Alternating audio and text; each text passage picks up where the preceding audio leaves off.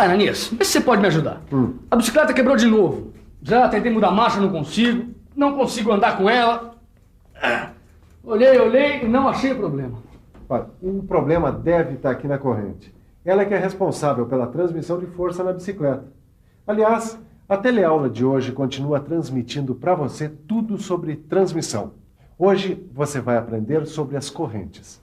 Elas são elementos fundamentais na transmissão da força e estão presentes em muitos equipamentos, desde uma simples bicicleta até grandes máquinas de transporte de carga.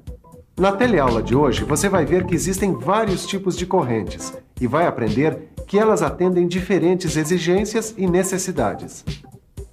Caio, a coisa aqui está um pouco complicada. Não tem jeito, né, Ananias? Tudo bem. A gente tem a teleaula de hoje toda para resolver o seu problema e para aprender tudo sobre correntes e o seu papel na transmissão de força. Legal. Vamos nessa?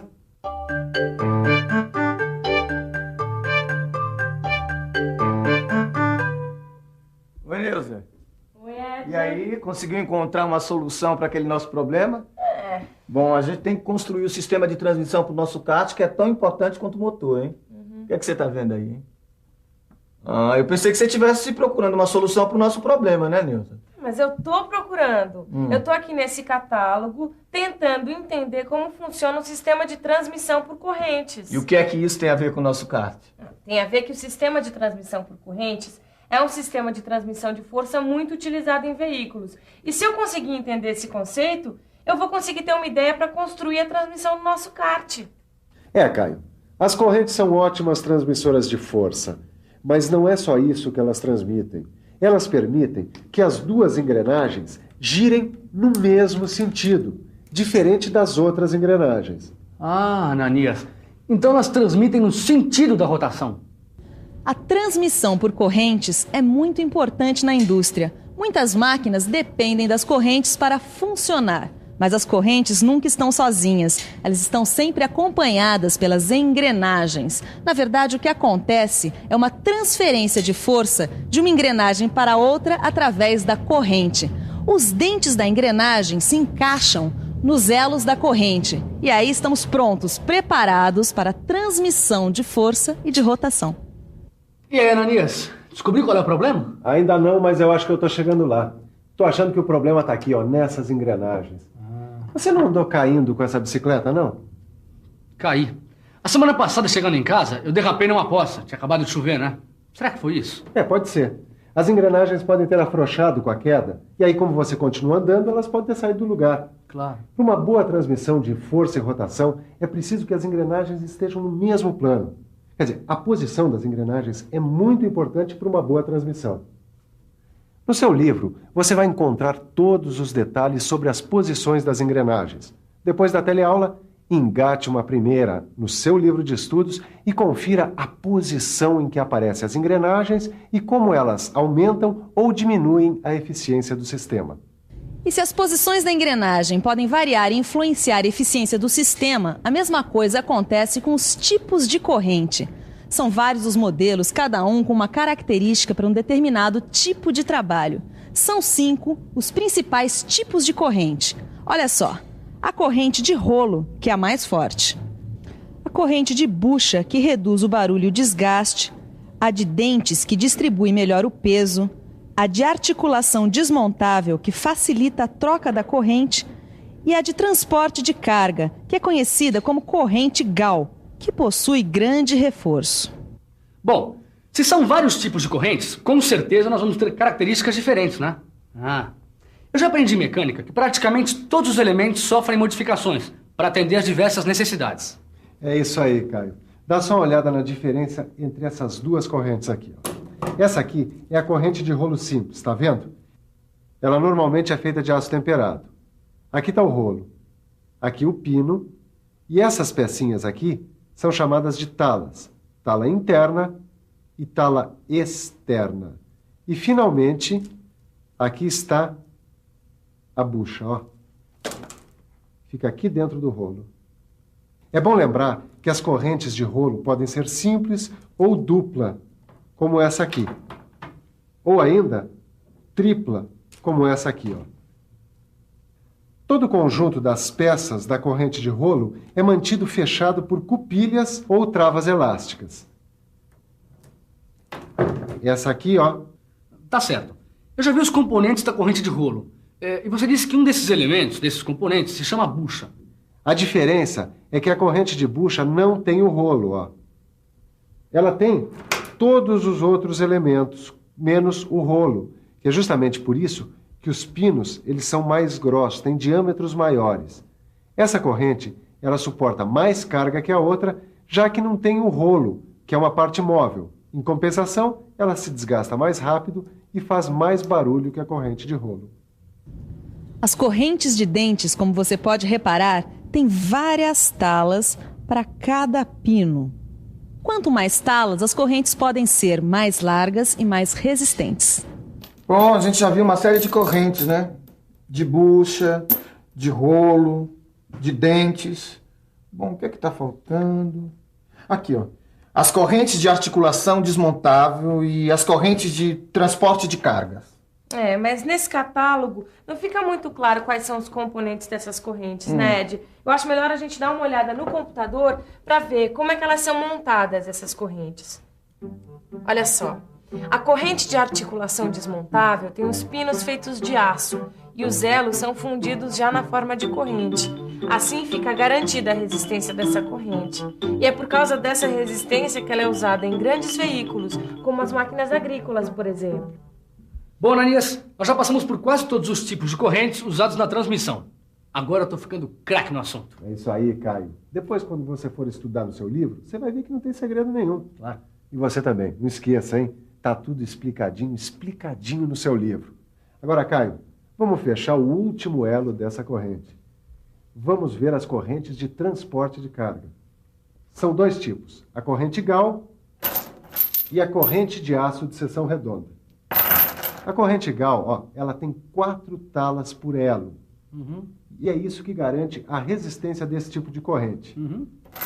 Já a corrente de aço de seção redonda, ela tem características parecidas com a corrente Gauss quanto à resistência e a capacidade de transmissão de grandes forças. Então, quando eu precisar utilizar uma máquina de peso que usa esse tipo de corrente, eu posso ficar sossegado quanto à transmissão de resistência e força. Claro, mas tem que ir com calma, porque essas correntes aqui, elas não são próprias para altas velocidades.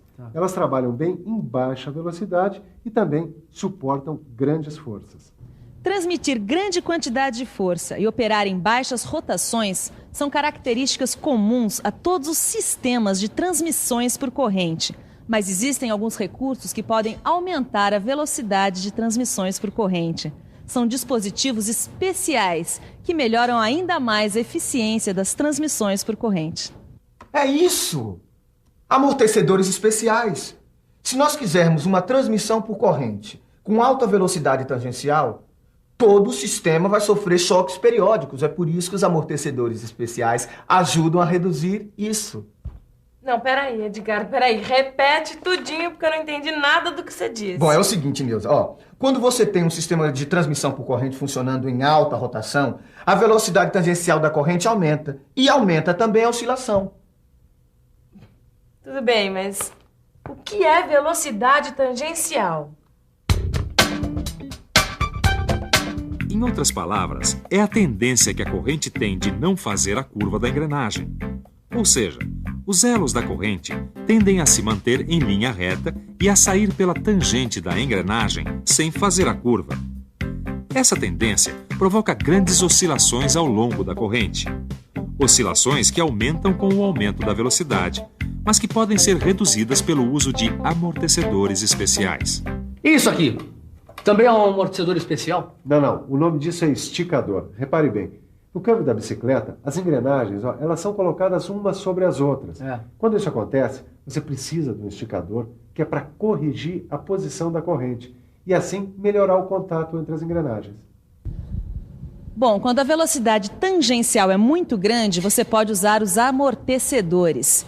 E agora, quando uma engrenagem está sobre a outra, o esticador resolve. Agora, o que acontece quando uma engrenagem está muito longe da outra?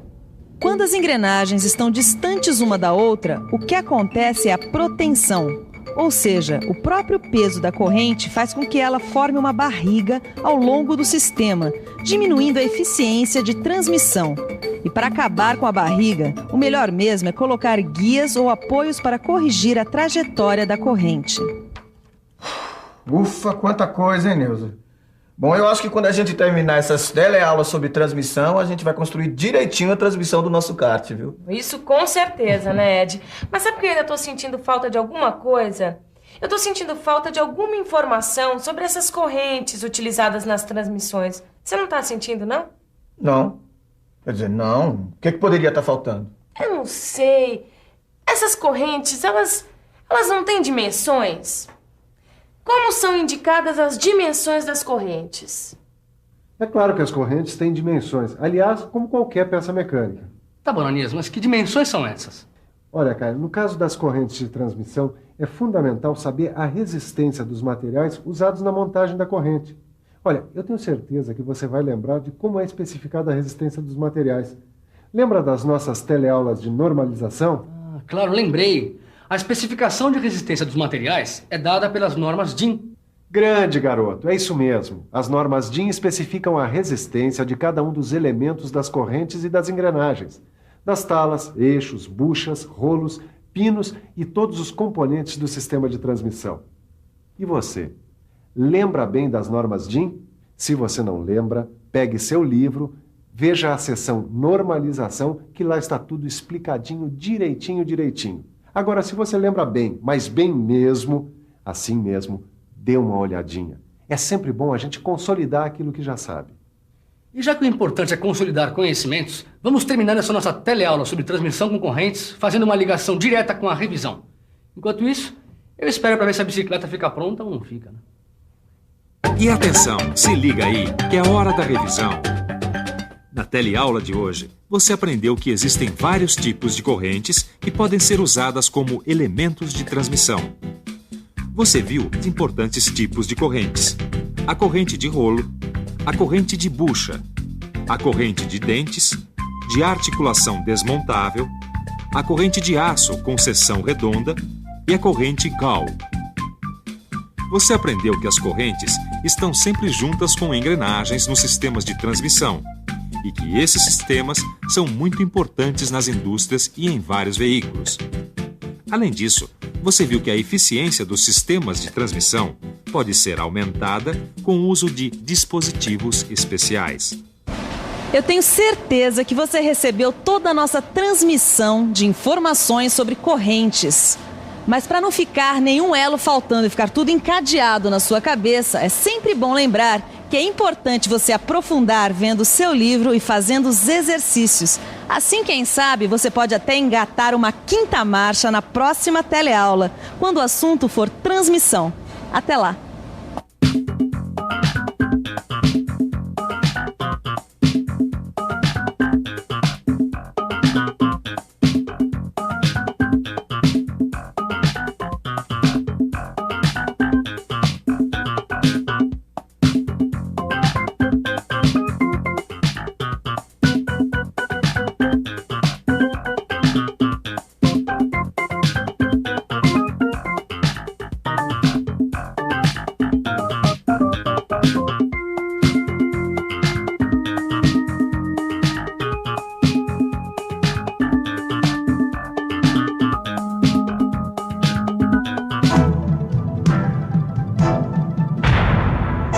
Telecurso 2000, um programa de educação do Sistema Fiesp e da Fundação Roberto Marinho.